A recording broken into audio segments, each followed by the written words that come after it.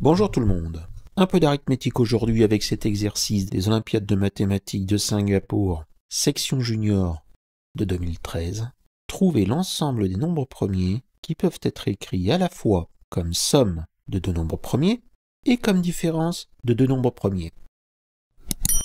On va déjà faire un constat. N est un nombre premier. Et comme il a la somme de deux nombres premiers, eh bien, il est strictement plus grand que 4, parce que les nombres premiers commencent à 2. Et étant donné que c'est un nombre premier, plus grand strictement que 4, ça signifie qu'il est impair. Et si on somme deux nombres impairs, ça donne un nombre pair. Deux nombres pairs sommés, bien entendu, ça donne un nombre pair. Donc, dans cette somme, il y a un des deux nombres qui est pair. Et le seul nombre pair qui est premier, c'est 2. Donc n s'écrit p plus 2 avec p premier impair. Et n s'écrit aussi q-2 avec q premier impair. Et pour répondre au problème, eh bien ça va être rapide, on va ratisser modulo 3. Comme ça va vite éjecter beaucoup de possibilités qui en fait n'en sont pas. Et vous allez voir que la solution va tomber très rapidement. On suppose déjà, pour commencer, que P congrue à 1 modulo 3.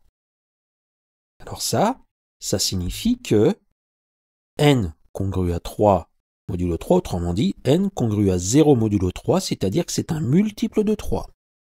Des multiples de 3 qui sont premiers, il n'y en a pas des tonnes, il n'y a que 3. Donc N est égal à 3. Mais N est égal à 3, ça implique que P plus 2 est égal à 3. Autrement dit, P est égal à 1. Impossible, parce que 1 n'est pas un nombre premier. On passe à P congru à 2 modulo 3. Ça va signifier que N congrue à 1 modulo 3.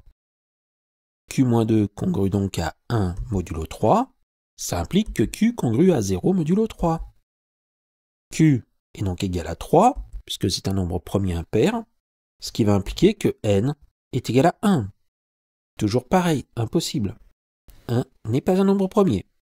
Alors, plus qu'un cas possible, j'espère que ça va être bon quand même, qui nous ont pas donné un exercice qui n'a pas de solution.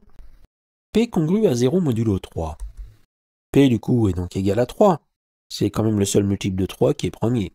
Ça, si P est égal à 3, ça implique que N est égal à 5. Pour l'instant, ça passe. 5, c'est premier. On va vérifier avec N est égal à Q-2. N est égal à 5, ça va impliquer que Q est égal à 7. Là encore, c'est bon. 7 est premier. On obtient le triplet P est égal à 3, Q est égal à 7 et N est égal à 5. Et c'est le seul, parce qu'on a vu qu'avec les congruences, ça se passe très mal. Conclusion, le seul nombre premier vérifiant l'énoncé est 5.